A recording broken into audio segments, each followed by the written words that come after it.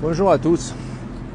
Écoutez, je me prends l'occasion de traverser le quartier, on va dire, on va appeler ça maghrébin, quoi, parce que arabe, ça serait l'Arabie Saoudite, les Émirats, le Qatar, c'est pas le cas. Donc c'est plutôt le quartier maghrébin de Marseille.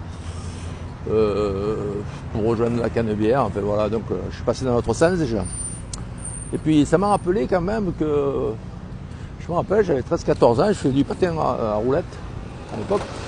Et mon meilleur ami s'appelait Saïd. Vous voyez ce que je veux dire? Donc, je n'ai pas besoin de vous donner les origines, hein, puisque c'était logique.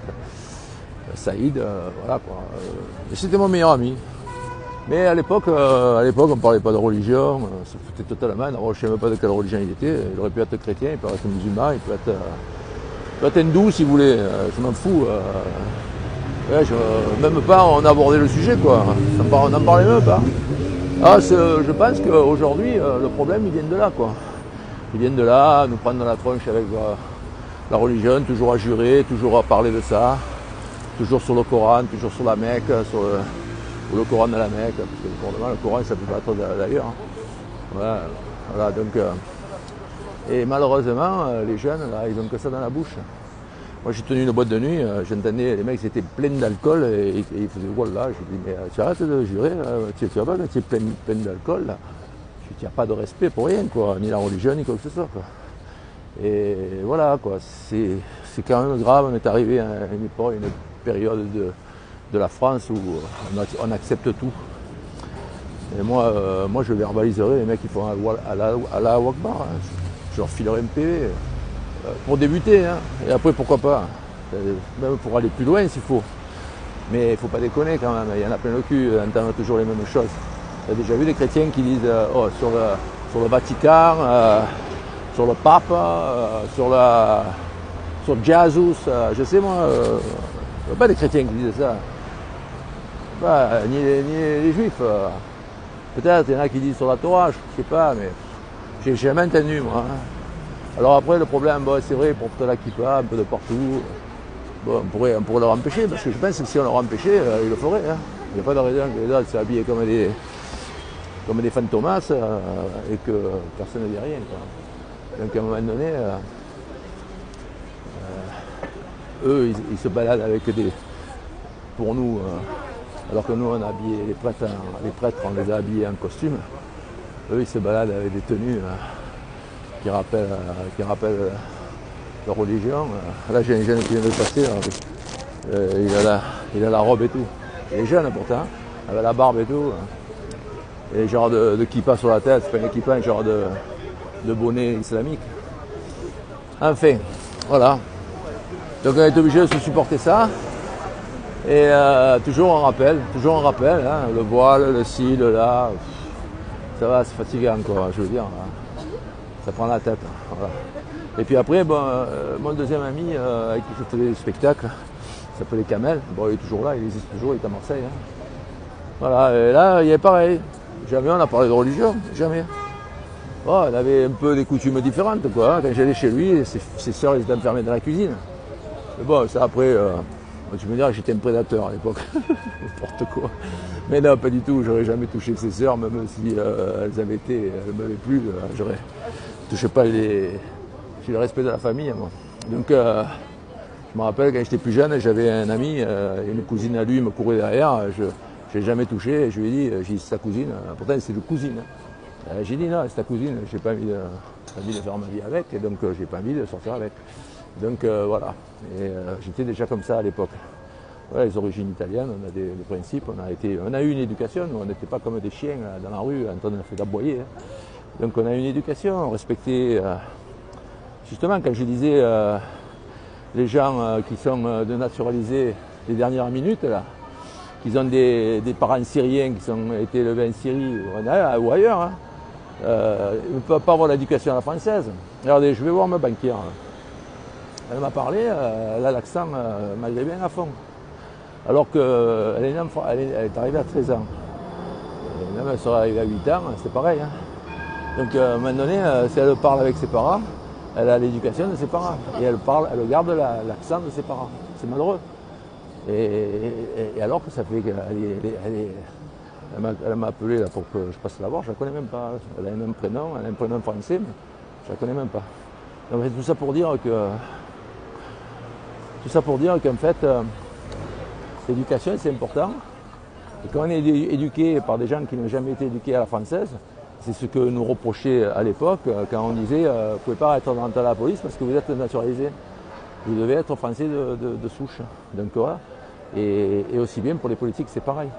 Il a fallu qu'il arrive ce connard de Mitterrand, ce traître, ce collabo de Mitterrand pour qu'il vienne à toucher les principes de la France, les principes de notre éducation, les principes de la laïcité, de tout, quoi. Voilà, donc cette histoire à la limite, allez, double nationalité, ok. Déjà pas pour les pays ennemis.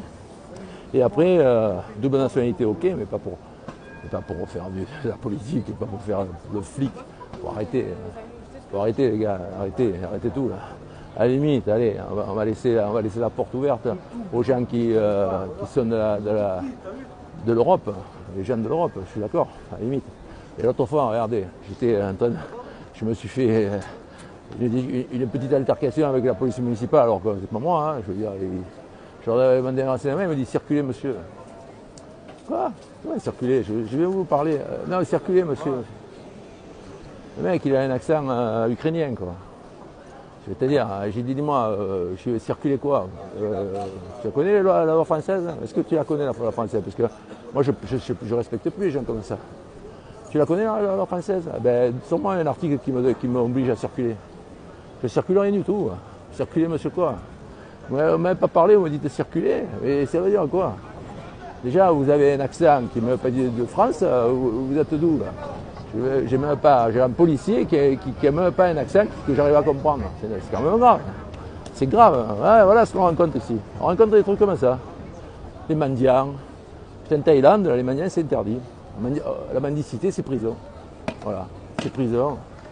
Pourquoi c'est prison? Parce que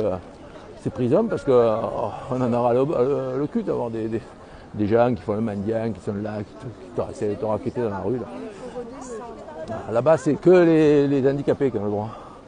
Et voilà, parce qu'ils se disent que, ben, écoute, le mec qui est valide, qui n'est pas impotent, ben, il doit travailler, chercher du travail, et ramasser des trucs par terre, je sais pas, moi, il fait les poubelles, je sais moi ce qu'il fait. C'est son problème. Parce qu'on a tous des cas sociaux ici, donc c'est pour ça.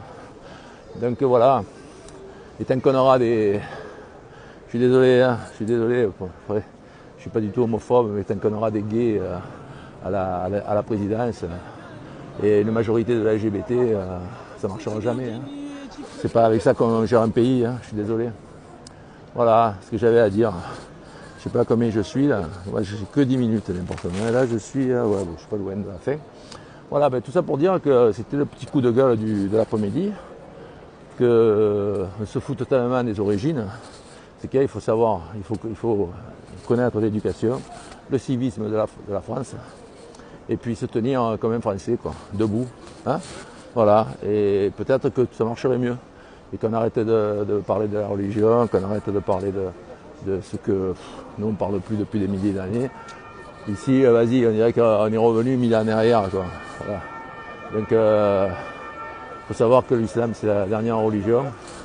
La copier sur les autres, c'est très bien à travers l'Ancien Testament et tous les principes qu'il y avait déjà dedans. Malheureusement, on a mieux fait de piquer la Bible, comme ça, moi, ça aurait été mieux. Malheureusement, Mohamed, il a vu que je ne connaissais pas la Bible à l'époque. Pourtant, c'est bien 600 ans. C'était bien 600 ans après que la Bible soit mise en page. Bon, enfin, je sais qu'il est mort 600 ans après Jésus-Christ. Je ne sais pas quand la Bible est sortie. Par contre, je sais que le Coran, c'était en l'an 800. Bon, ben, tout ça pour dire qu'on aime bien à la fin, là, que aimez-vous les uns les autres, hein, et arrêtez de nous casser les couilles avec les religions. Hein. Putain, arrêtez de nous en prendre un peu la tronche avec ces religions. Hein. Arrêtez de nous prendre la tête, hein, c'est bon, quoi. Ouais, les mecs qui sont au coin des rues, vas-y, qui racontent, qui parlent du Coran. Je n'arrive pas à saisir l'intérêt. On devrait les enfermer, les mecs comme ça, on devrait les faire circuler. On ne devrait pas les laisser s'exprimer. Malheureusement, regardez. Moi, je me rappelle, quand je suis arrivé, on était 81, 82 Mitterrand, il y avait les imams il avait ouvert le Maghreb, alors qu'il était fermé avant, et que bien entendu, Giscard qui disait La France n'est pas une terre d'immigration.